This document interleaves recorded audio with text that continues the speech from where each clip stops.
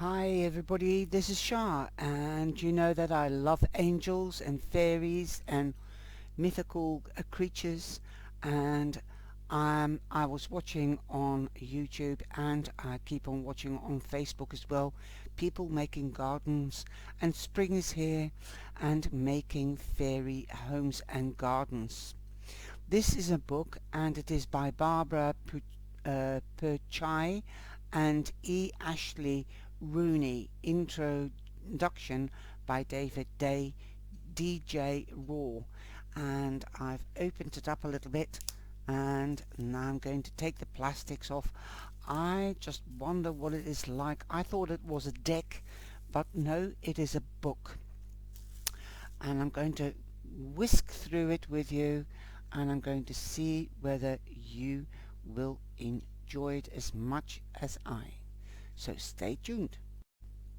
It's really different to do a review on a book. I've done review on a few books, like with the Witches series and also the Tarot and Chakra, so this is something totally different. The presentation is absolutely beautiful. It's green like the forest, also with like green hands, and it is $25, $24.99, and it's a hardback, and it's really beautifully presented. And also you get examples of the fairy homes that one can make. Many supernatural creatures are said to inhabit our world. The magical wonderland realms has been the subject of many books, movies, and our childhood dreams. In this richly illustrated book, 30 designs from around the world transform natural settings into enchanting displays that recreate the sense of wonder.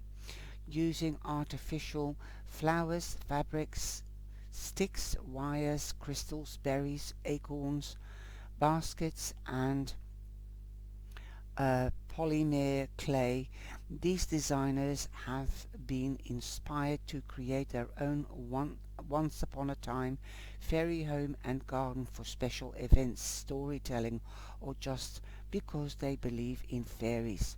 In doing so, they tap into our inner child and help us to imagine a new world. This is a wonderful resource for designers and artists, and well, as parents, teachers, and anyone looking to create their own magical place. And I think that's lovely. If you are still homebound, that's why I was told it might be nice to do a review on this. And again, Shiver Red Feather is publishing this book, and I think it's a great idea. I see I have to put it a little bit lighter, so perhaps that way you can see better. And this is the trouble with different colors and different decks. It's beautiful, and again you've got the red feather emblem, and it goes into a castle. Wow. Other Shiver books related to the subject: fairies, mermaids, and other mystical creatures. Also the Twilight Realm, a tarot of fairy. Oh, I didn't know that one. I'll have to see and find out what that one is all about. The foreword, we've got the contents here, very beautifully illustrated again. Foreword: do you believe in fairies? Introduction: making make-believe, a fairy architect obsession. Confession by David DJ RAU. Fairies in the garden and meadows, fairy in woodlands, fairies along the water, fairy tales and creatures, fairies in community, fairies a special occasion, fairy furniture and decor, doors, afterward, fairy gardening and home building as therapy at Skyland Trail. Appendix: designers and acknowledgements about the authors and artists. So there are quite a few chapters, 7, 8 chapters, and a lot more. So here you can see, I hope you can see, I'll have to keep an eye on the camera because I don't want to um, uh, you know, don't want you to not be able to see, but I love the way it is shown. Do you believe in fairies? People will tell you that the days of witches and black cats, signs and omens are long gone. Those things are only to be found in old wives' tales of stories to frighten children. Those stories, though, are what keep us fascinated on a hot summer's day when thunder rolls and lightning sparks glimpses of what lies in the darkness. Many of these tales are part of our heritage. They are ones we all know, that we have grown up with. Many supernatural creatures dot our world, particularly when we are children. The fairy godmothers who act as mentors, the trolls of Scandinavia, the seven dwarfs, the Tinkerbell and Peter Pan, the leprechauns of the Irish, and many other generally invisible elves, pixies, mermaids, who have populated our fairy tales, myths and legends.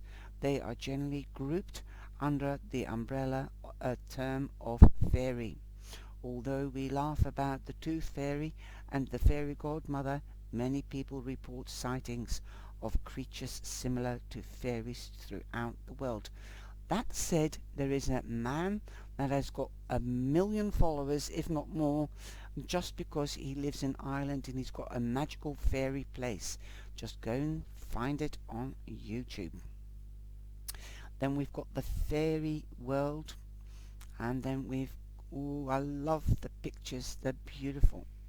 And fairy world, despite all our modern technology, fairies can still inspire gentle dreams and elaborate worlds. Young children and people with second sight are said to be able to see the fairies, though they are invisible to all others. Fairies are generally quite small, sometimes with gossamer wings, and usually female. They are perceived to glide along rather than walk. The preference colour is green.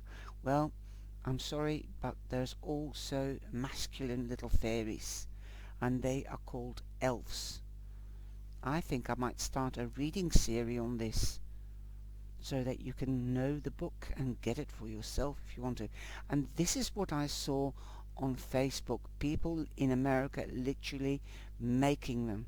It's step by step. Fairy homes and gardens. I'm just going to flip through.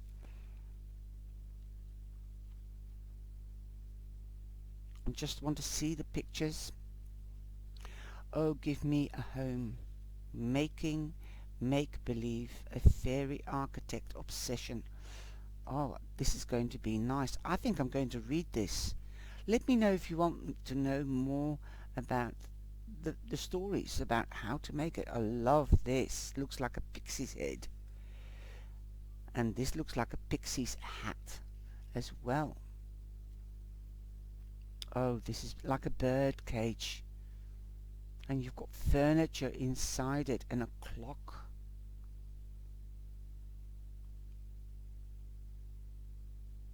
Wow.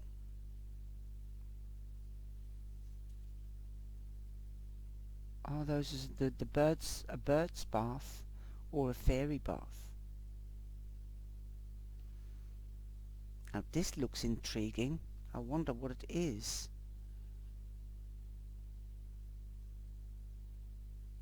Oh, it's a vintage makeup case. Okay. A toy, a Land Rover.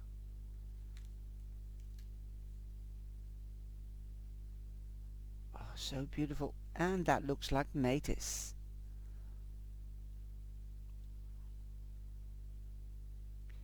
Repurposed metal container on its side and filled with tiny garden treasures. In her Tuscan garden, a wire rocking chair with a vintage fabric. I don't know whether you can see it, but I'm going to zoom in. See whether you can see it better. Look at that. Perhaps a little bit more. Look at that. That's lovely. You've got the little house or a shed here. Then you've got the garden and the garden path to the house. Oh, that's the shed and that's the house. You've got different flowers here. And this is how you can be creative with your child or grandchildren. You've even got garden gnome tools. Oh, it's gorgeous. Like bottle tops, cork cut, little pegged fence, an acorn. There's a lot of moss. This is lovely. You can, like Christmas houses with lights, and the lights don't work anymore. People throw them away. You can repurpose them. An old teapot, and brings the imaginary already going. Imagination. Oh, this is so lovely. This is what you can do from daffodils. And then I'm going to go here, and you can see the little tea table, and you can see the iron bucket. You know, traffic sign, deer crossing the road, skateboard, and this one is hanging from the tree. This one looks like in the tree. This one looks in the tree. This one hangs in the tree. So bear with me, and I'll just show you the pictures as much as I can. And here you've got, let's have a look, a cushion there, and that looks like an empty from a pumpkin, the shell from a pumpkin. Little basket, and here you've got the plant pots and the stairways, and here you've got a little shallow tray with some woods.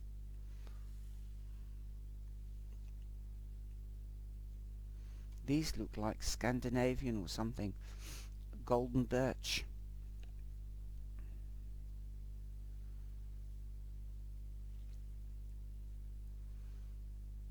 That's like a nesting box from a bird stuck on a tree trunk. That's really, and notices. Lovely. Look at that one, that's really big. And it's got terraces.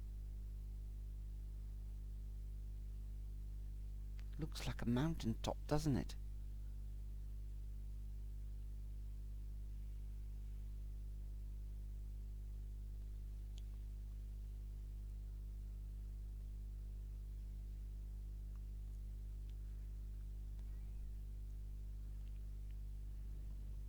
You've even got the cows there. Magic.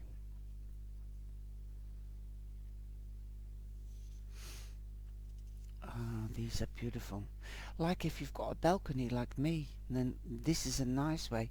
This is like those baskets, those old wire baskets they used to have in the supermarkets instead of the plastic ones. Look at that. That's a fuchsia, I think, and that's what we call the ballerina. This is the dress and this is the skirt, and these are the legs. I'm going to try one of these. You can see this is a chair, and it's done on the seat of a chair. You can let your imagination really go boom.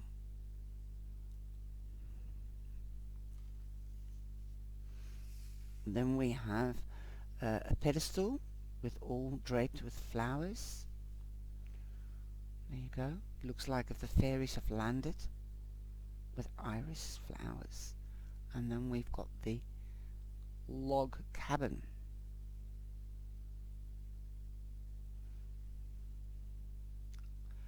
And then we have this one, but that is ceramic. Okay, these are ceramic.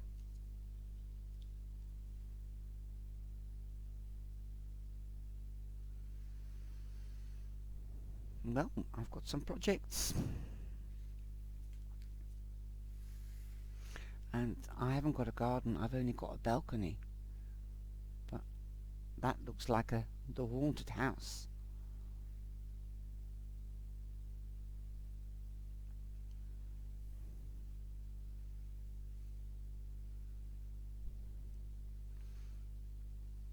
And that's layered like trays.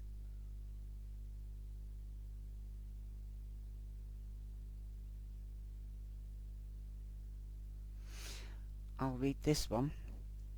Beth Powell points out that this cabin, located between two popular destinations, has 4-star accommodation stocked with food and drink, the lobby office a workspace with a desk and complimentary Wi-Fi.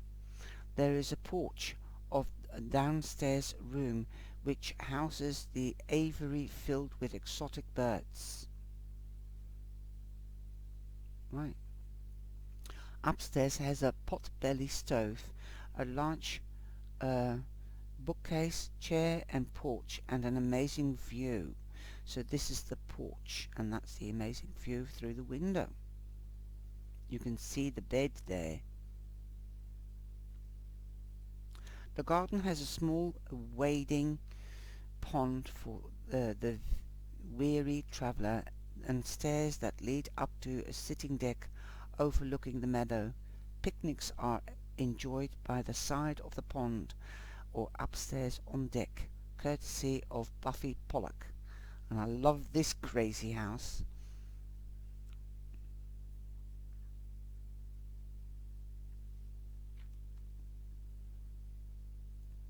That's gorgeous.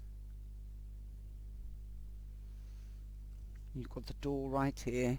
You go up the stem, then you've got first floor, then you've got the second floor and the third floor.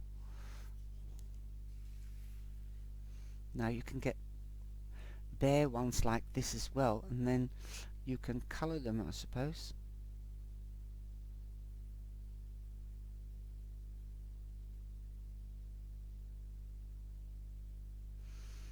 It's got all the Robert Hurd's inspiration comes from rolling countryside surrounding his home, where each ball house sculpture takes several months to construct. His designs do not follow an explicit plan or process, rather each piece evolves and flows freely as part of the creative journey that has no natural limit, revealing great logic and engineering integrity. Every aerial walkway or stairway leads to a room. There are no dead ends, and every turret and tower can be reached. Well, you can see that from afar and from close.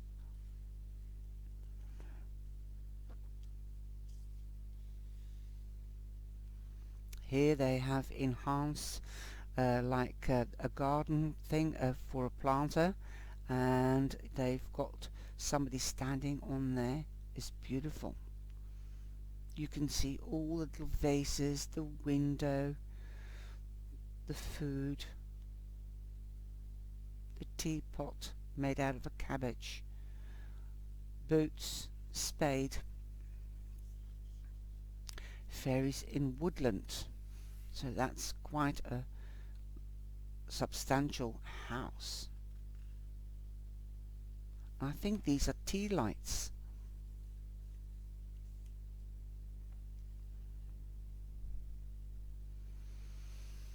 Beautiful. And even if you need to make a sculpture for the harvest feast, that will be lovely. Really, really nice. I love the front door. A Dragonfly House by Sally J. Smith is a private commission The front door is constructed with transparent films which have been printed with images of actual dragonfly wings. They allow pinkish purple when lit from behind. The wall seconds lights are faceted amber beads hanging below acorns, which have been hollowed out and hold a LED light. The windows are made from the same laminated layer as the door. The stone steps pull out to reveal the battery pack that powers the micro LED lighting. Wow, amazing. Here you can see the lighting.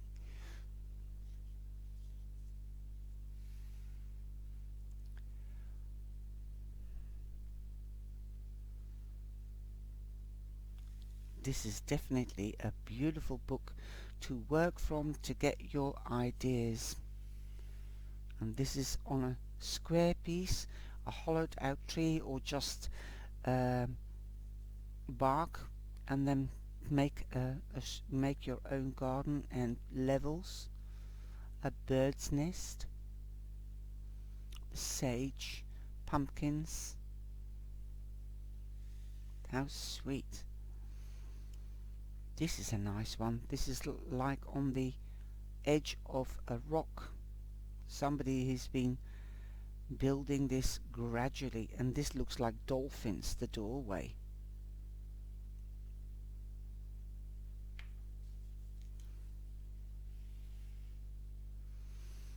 This is also very intriguing. Beautiful.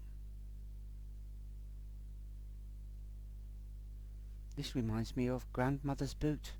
You can see the top of the house here. It's got a beautiful view.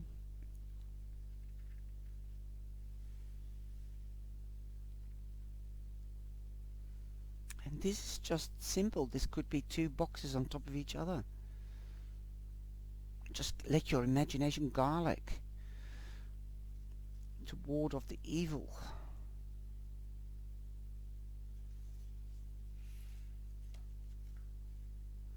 Beautiful. This is a bird cage, but it's quite a big one. And you've got little ones here as well. A little bridge.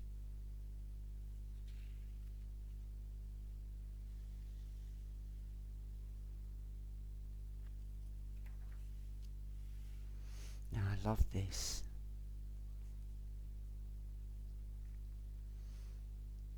I love this, the feathers coming out as curtains from the window. Oh, this is so beautiful. And look at the little cupboard that's made with a plate and a jar, rope. It looks so real. Fairies along the waterside. Now you can see the poles that are in the water. Keeps the house out of the water. Pebbles underneath it. This is very simple, but you can dress it up. Oh, I love this seaside one. Shells, stones, like a beachcomber. This is also an old calabash. I love that one. That's beautiful. That looks like an Easter egg, so you can make a fairy house for in the garden, and perhaps you might get fairies coming in, but for each season, like the harvest season, Easter. Somebody might be getting married. You might just want to make a flower statement. Again, this is a mushroom, big mushroom. This is a looks like a water pump and or a kettle in the stairway. I love the way it's done. Beautiful. I thought you might just like to enjoy this. I just took my fancy because I do believe in fairies. And you've got a little boat You might even have a big garden, and you might have a boat that is not worthy of the water anymore. Look what you can do with it. Make a fairy garden out of it. A little mirror, picture of the fairy.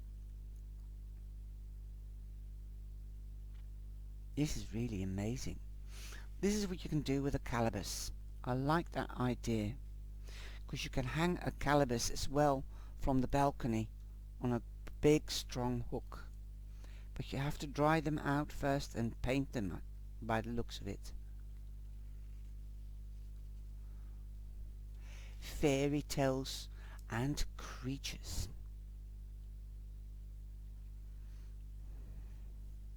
I'm just going to flick through this book. It is, it's more than 100 pages. It's 128 pages. Fairy tales and creatures. Well, here we've got the same castle, I think. No, that was that one. It's extended. It looks extended, or it's turned round.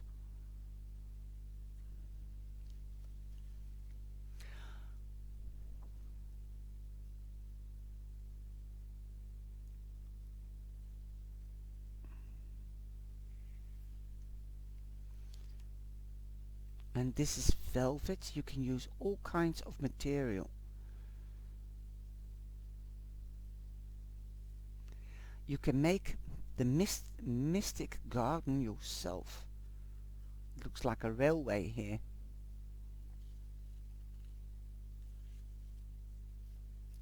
Look at this. This is lovely. This isn't done with snow, I suppose. Home of winter sun, constructed entirely of ice gathered from a frozen lake. This ice castle stands over 6 feet tall. It will orient to so that the light of the solar sunset would illuminate the sculpture from behind. Well, it does that, and I love this one.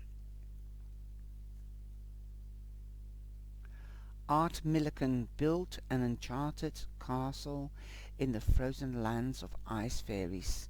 Tall, regal towers grace the stone gardens. This looks like a witch's cave. Mare Foltz transformed a wooden birdhouse using texture technique, brown and black paint, and forked tree branches. This dark style fairy house is the house of the unseelie fairy queen. Ooh. These are witches' pictures, small witches' pictures if you ask me. This is that piece from above. This is underneath here.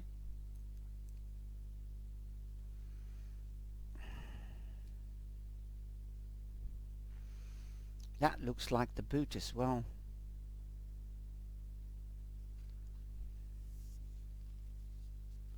Now we're going into the plants. That looks like jasmine. Jasmine.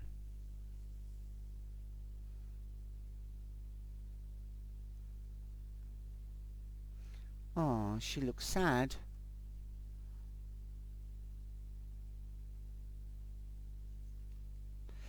Avery shown here is a messenger fairy, and you can often find her carrying a bottle of messages through the woods.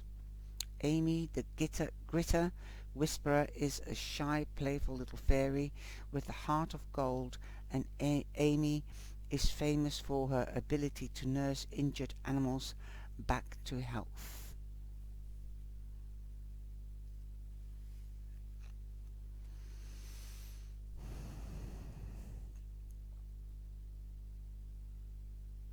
I just love the colours of some of them, and I hope you can see it.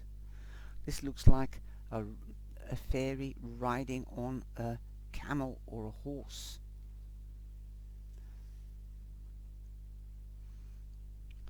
The wee fairy scene by David RAU is based in chapter 20, the dainty China country in L. Frank Baum's 1900 masterpiece, The Fun of a Wonderful Wizard of Oz.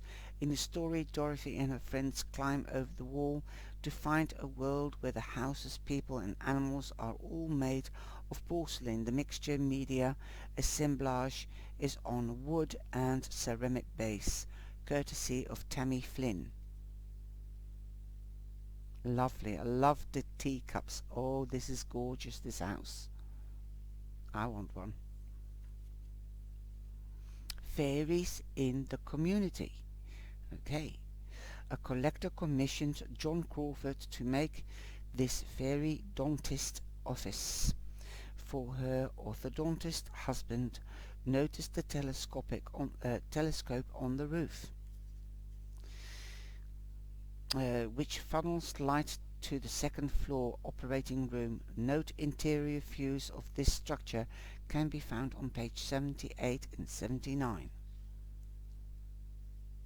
The fairies, the gnomes, the undines, sylphs and other nature spirits are considered by many to be spirits within our world. They are believed to be fine gold and silver smiths and excellent metal workers. They own cattle and have dogs. They grow plants and vegetables and collect fruit for living. Okay. Oh, look at the bills and the posts and bookkeeping.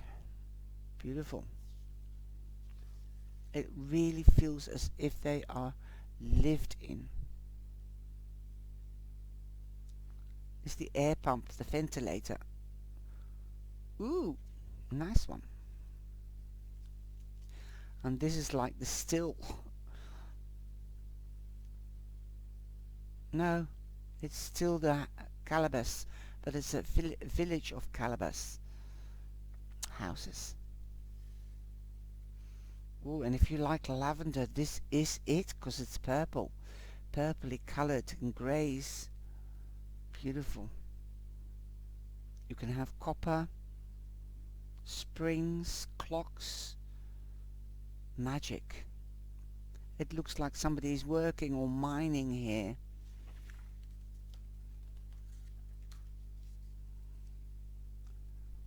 You've even got carpet.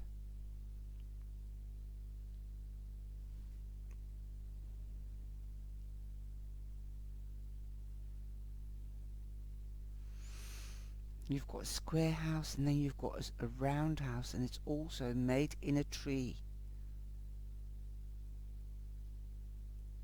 I can't see very well what that is, but it looks like a two-story house.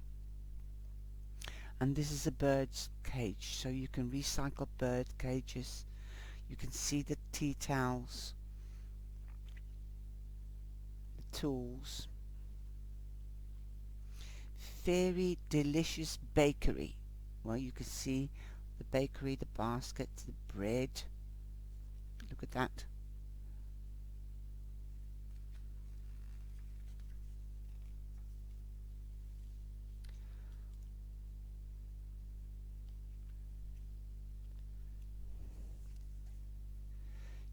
House. You've got a bath there. You've got little gauntlets, carpets, stairways. You can go either up or take the side road. You can see better here. That's just a smaller shot of it. You've got the stairways here, the landing. I love it.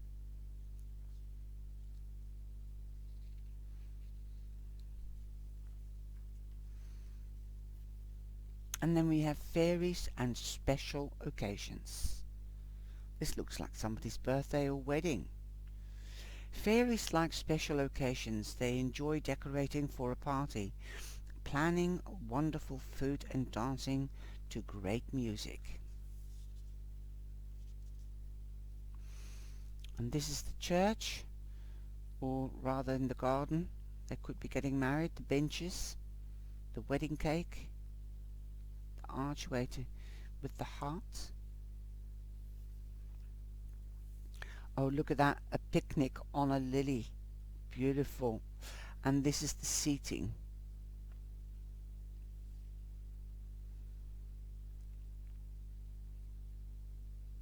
That's a house.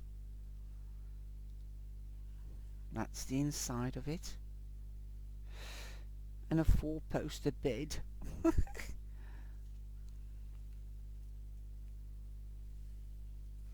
And we've got a dinner table here.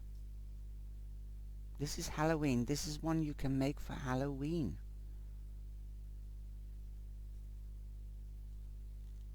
And we've also got Christmas. Like, beautiful.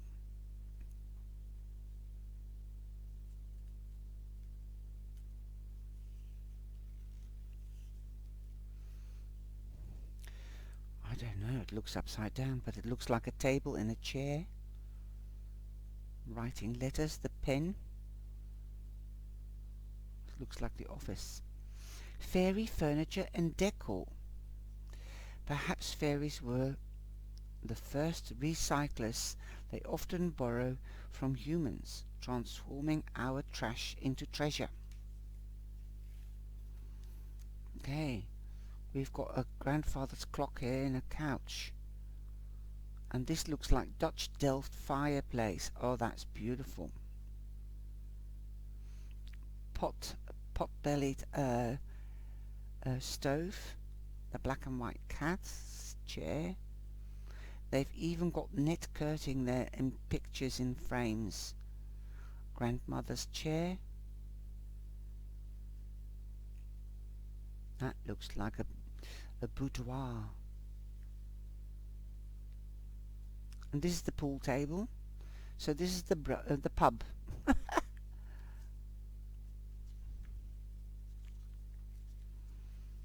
Calibus dairy butter. So this must be the milk factory or something. Fairy kitchen. You can see all the metal baking tins and pans. Somebody's been really hard to work to make it up to scale. Really nice to see clams.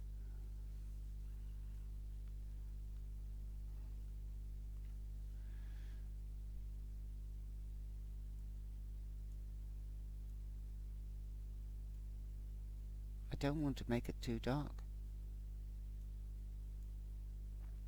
You see the copper better now.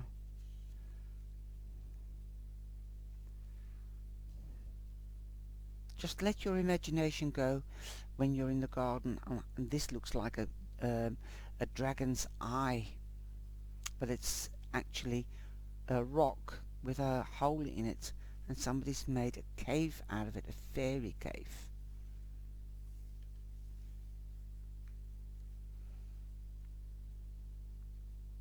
Cupcake house for fairies who love sugar and sweets, painted shabby pink and mint green. The house features handmade curtains and operable window. A sparkling chandelier, artisan paintings and cichlids tiles. Oh, that's nice. It's on a standard. Now look at this bed. You can see you can use like a sardine can or a bottom of a box and really make it into something wow. I used to do that because we had a program called Blue Peter, and I used to make a doll's house out of old fairy liquid bottles and yogurt cartons and things like that.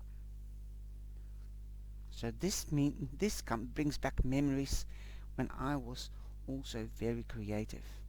This is paper mache.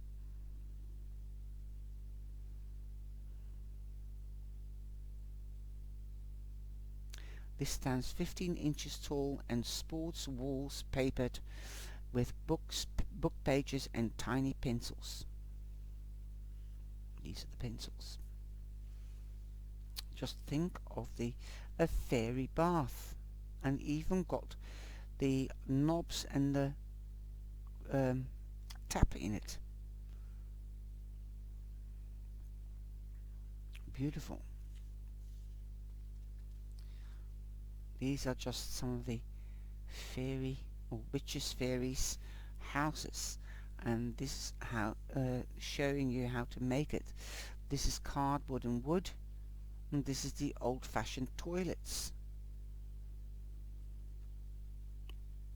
Isn't that magic? And making chairs out of twigs. It doesn't have to cost anything. You can take the kids out for a walk and start making it out of twigs, cotton wool. Even if they find a peacock's feather, look at how enriched it looks, and little lights, fairy lights in the Action. There's a shop here in Holland called Action, and they sell everything for nothing, ribbons and things like that. I love the 4-poster beds though. Welcome. Doors. Doorways can be pathways to new worlds. If we walk through a doorway, we may find that we can make a change by entering a new world. The same is true of fairies.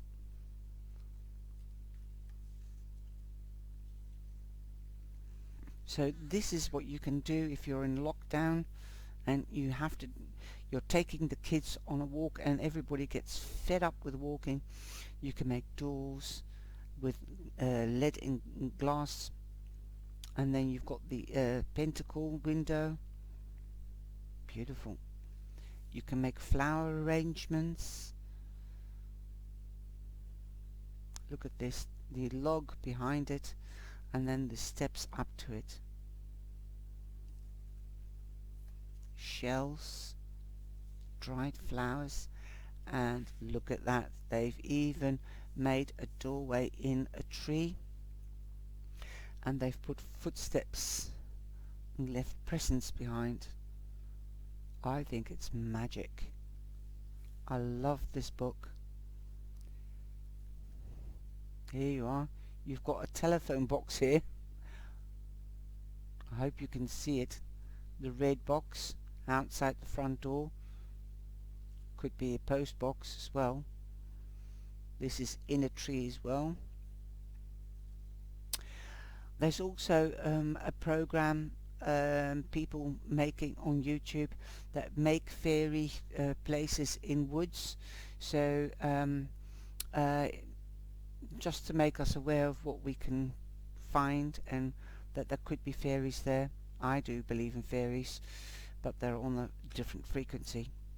They're like the smaller angels, and you go through this wood and you can see all the creations throughout the wood. Fairy gardens and home buildings as therapy. Skyland Trail. Now, I could be reading this in a series. Hope generates healing. Uncovering misplaced whimsy. These are all coloured stones. Look at the railway. I will read pieces from time to time out of this book. And look, if you've got a model railway, you might want to add a fairy garden. You've even got a lake, or see, and here you can see how they make it. Decorate little tree stumps or blocks and get the kids to make a home and make a village together. Appendix, the designers. I will read this. The fairy dewdrop, down by the spring one morning, where the shadows still lay deep, I found in the heart of a flower a tiny fairy asleep. Her flower couch was perfumed, leaf curtains drawn with care, and there she sweetly slumbered, with a jewel in her hair. But the sunbeam entered softly, and touched her as she lay, whispering that it was morning, and fairies must away. All colours of the rainbow were in her robe so bright, as she danced away with the sunbeam, and vanished from my sight. 'Tis while I watched them dancing, the sunshine told me true, that my sparkling little fairy was a loving drop, drop o' dew. Laura Ingalls Wilder, February 1950. The designers, Alison Berry and Brian Main. We have been creating fairy dwellings for 6 years now. One day we took a walk along the riverbank and found beautiful shaped pieces of driftwood. We came up with an idea of using the wood in its natural form and create fairy house. And Elfen Tree was born. Our initial inspiration for houses came from a love of wood, nature, and the area in which we live. It seemed natural to create a fairy house, as we both love nature, spirits and fairies. We believe that every tree has its own fairy spirit, to protect and nurture the wood and the ground in which it stands. Carol Betziner, Tori Carpenter, John C. Crawford, Emily Crooker, Sandy Darling, Elaine England, Mara Foltz, Ginger Fuller, Linda Hayes, Lindsay Hickson, Rob Hurd, and there's loads of pages more, I think. Yes. So Margaret, Beth, Roxy, Sally, Jeannie, Simon, Libra Shortbridge, Rich, Mike and Debbie, and then we've got Beth. Pages are very thick. David, Beth, J. O'Rourke, Arthur McGillen, Paula Malta, Darnie Mandelhall, Cheryl Lozier, and Doreen Kilsby. That's just to name a few. And they all have a story. So I promise I will make short video things and read a little bit out of the book. Acknowledgement and about the authors. So please join me for an update for a read on the fairy houses and gardens. I hope you've enjoyed this review, and remember, please like and share.